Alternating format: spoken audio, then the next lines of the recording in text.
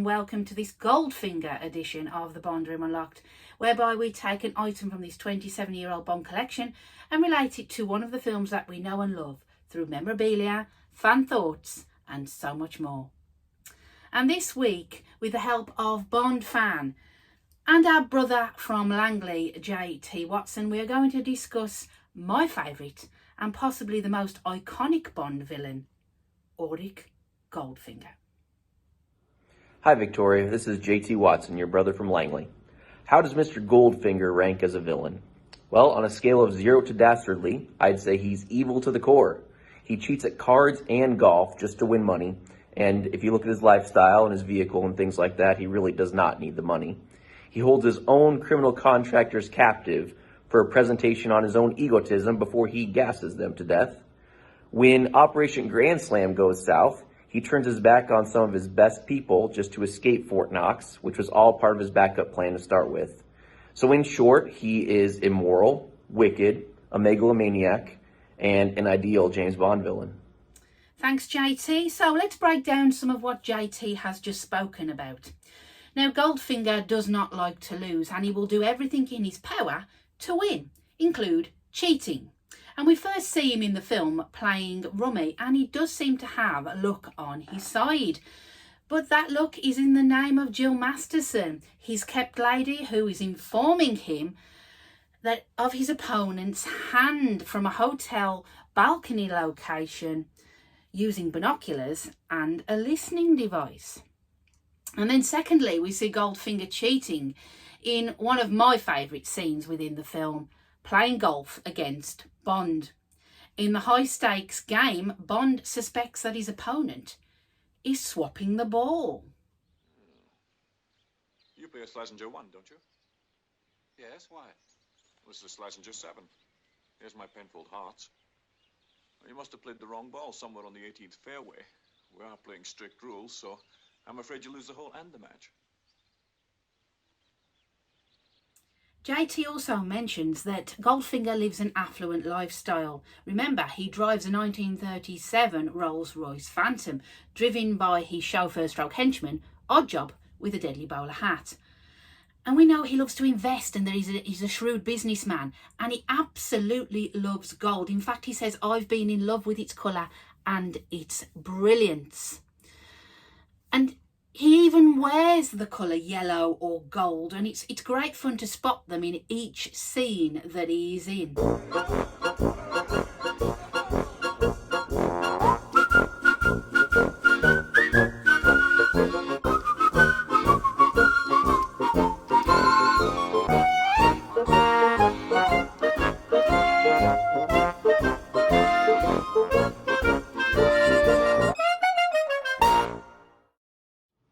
I also love the Operation Grand Slam briefing, where Goldfinger delivers a phenomenal speech about the crime he has planned.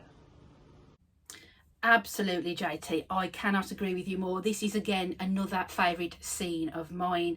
We see Goldfinger's Kentucky stud farm, and we see, for the first time, his plans for Operation Grand Slam, where he wants to target Fort Knox. Now, for me, what really makes this scene is the set. Ken Adams' design is phenomenal, and you really get the sense of Goldfinger having money. We have rich wooden panels, we have a revolving pool table that doubles as a control panel, and a retractable floor that reveals a map of Fort Knox. And the piece of Goldfinger memorabilia I want to share with you today is fittingly this Goldfinger figure by Exclusive Premiere that was created in 1998. These are quite difficult to find now, but Exclusive Premiere didn't make the best models and the company did go bust. And even if we just look here, this is a model of Goldfinger in his military uniform towards the end of the film. And when you look at the picture there and you look at the picture of the uniform, it's not that close to realism. But that being said, it's a piece of Bond memorabilia, so hey, any collector has to have it. And of course, you've got Goldfinger there, you've got the stand, and then you've got a gun. And then on the reverse side of it here, you have just a little bit about the film itself, and there is also a figure of Oddjob, which is also part of this exclusive premiere collection. For my favorite scenes with Mr. Goldfinger, first I'll start with the end of the country club scene at Stoke Park. This scene serves as a warning to Bond, and of course, Goldfinger's henchman Oddjob takes his hat off to the statue. Yes, of course, this is a memorable scene, and it shows how deadly Goldfinger's henchman Oddjob really is. But I do have some reservations with this. His hat has just cut through a stone statue, yet when he throws his hat at Tilly Masterson later in the film, surely she would be dismembered. Anyway, I digress. JT, over to you. Did you expect me to talk about a third scene? I'll leave that one to Vicky. Yes, JT is talking about one of the most iconic scenes and one-liners in the entire Bond franchise.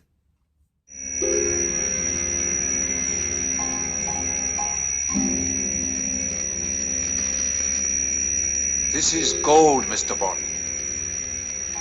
All my life I've been in love with its color, its brilliance, its divine heaviness. I welcome any enterprise that will increase my stock, which is considerable. I think you've made your point, Goldfinger. Thank you for the demonstration. Choose your next witticism carefully, Mr. Bond. It may be your last. The purpose of our two previous encounters is now very clear to me. I do not intend to be distracted by another. Good night, Mr. Bond. Do you expect me to talk? No, Mr. Bond, I expect you to die. There is nothing you can talk to me about that I don't already know.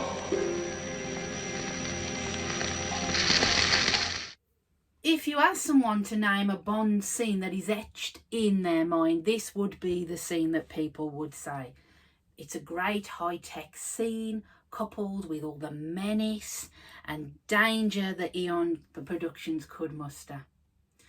And Sean actually looked genuinely petrified. Well, you would if you had a man under the table with a blowtorch cutting through the table as you were lying there. And of course the laser was added in post-production. The magic of cinema.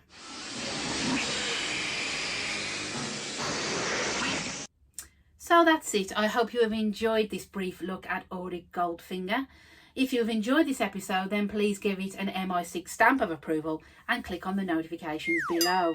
And why not subscribe to the channel so you don't miss out on any more fun Bond stuff, because there's loads of it coming. You can also find me on Instagram and on Facebook, where there's loads more Bond content. And I'd like to thank JT Watson for his pearls of wisdom on this iconic film and villain. And I'd like to thank you for joining me at the Bond Room Unlocked. See you next week.